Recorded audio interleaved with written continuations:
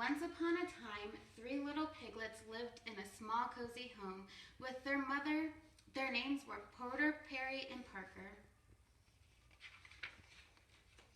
Porter was a relaxed sort of pig. He liked to play, eat, and sleep. Perry was a creative type of pig. He had lots of ideas, but he didn't always finish what he started.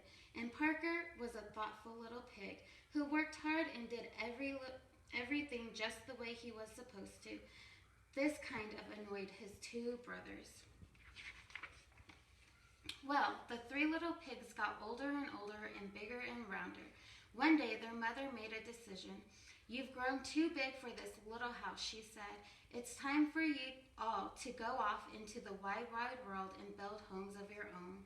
So the three pigs packed their bags and got ready to leave their too cozy home. "Any advice for us, Mother?" asked Parker. "Why, yes," said their mother. Watch out for the no good bad wolf who always skulks around. And remember, always work hard. Remember to plan, and whatever you do, do the best that you can." The three little pigs kissed their mother goodbye. Then they trotted out of the house, down the road, and out of the village. Before they had gone very far, they came to a big field full of golden haystacks. "You know," said Parker quickly, "I think I'll build my house of straw. It's a nice color, and the house would be easy to build." I'm not sure that's a good plan," said Parker. "Will it be warm enough? Will it keep out the rain?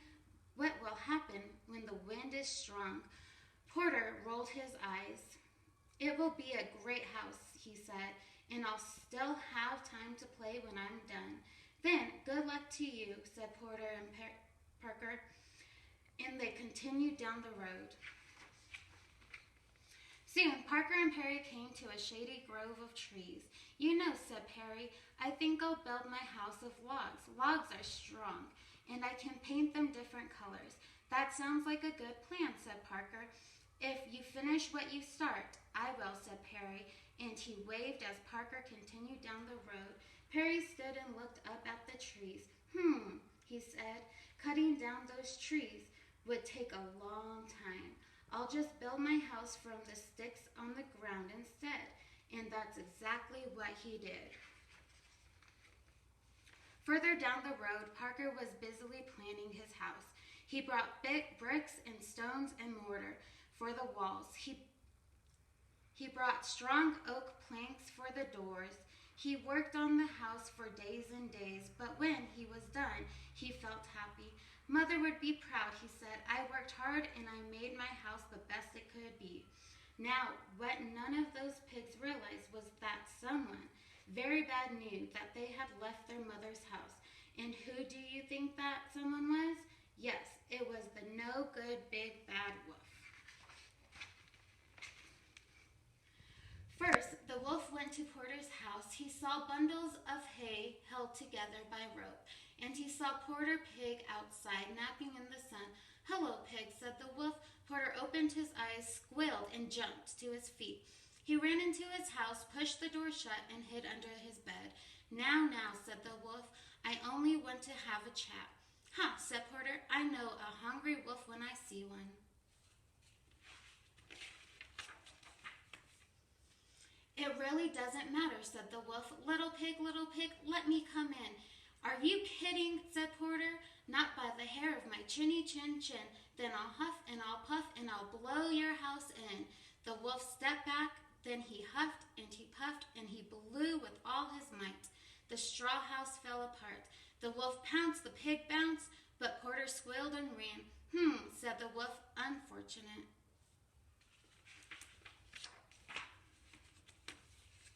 The next day, the wolf decided to try again. He strolled down the road until he saw a flimsy house made of sticks and twigs. Perry was laying in a hammock outside. "Hello, my little piggy," said the wolf. Perry jumped up in fright. He ran inside his shaky house and pushed a dresser against the door. "Ha," said the wolf. "Does he really think that's going to help?" He cleared his throat. Little pig, let me come in." No way, said Perry, not by the hair of my chinny chin chin. Then I'll huff and I'll puff and I'll blow your house in. The wolf stepped back, he took 2 huffs and he took 2 puffs, and he blew with all his might. Sticks and twigs swirled in the air. The wolf pounced, the pig bounced, but Perry squealed and ran. This just won't do, said the wolf. But the wolf knew there was still one more brother to visit. He strolled down the road until he saw a house made of stone and brick. Parker was digging in a garden outside. Hello, friend pig, said the wolf. Don't you friend pig me, said Parker. Leave now, or you'll be sorry. I doubt it, said the wolf. Parker went inside and slammed the door. The wolf heard 3 locks locking and 4 shutters slamming. He stood back. Little pig, let me come in. Not by the hair of my chinny chin chin. Then I'll huff and I'll puff and I'll blow your house in. Go ahead and try, said Parker. The wolf huffed 3 times, he puffed 3 times, and he blew with all his might. Nothing happened. That's a surprise, said the wolf. Now he huffed 4 times, and he puffed 4 times, and then he blew again with all his might. Still nothing. The wolf tried again and again and again. This is not going at all the way I expected, he said. Finally, the wolf fell flat on his back. Puffing and wheezing, he heard the shutter creak open. I knew my house would stand up to that no-good wolf, said Parker. I'm just glad he didn't think about coming down the chimney. The shutter slammed shut. The chimney, whispered the wolf, springing to his feet. Of course. He snuck to the side of the house and saw a pile of boxes stacked against the wall. This makes it even easier. He chuckled. He climbed up the boxes. He crept across the roof. Then he jumped into the opening and slid down the chimney. But down below, water bubbled in a big black kettle that was hanging in the fireplace. Parker threw more wood onto the roaring fire. Here I come, little pig, said the wolf. You weren't so clever after all. Oh no, said Parker. The wolf landed in the kettle with a loud kerplunk. Water steamed and boiled around him. The wolf howled in pain and shot right back up the chimney. The water had boiled off half his fur. Oh no, cried the wolf. He was so embarrassed that he left the country, never to be seen again. Porter and Perry moved in with their brother, and they lived happily ever after. I hope you guys enjoyed the book. Bye!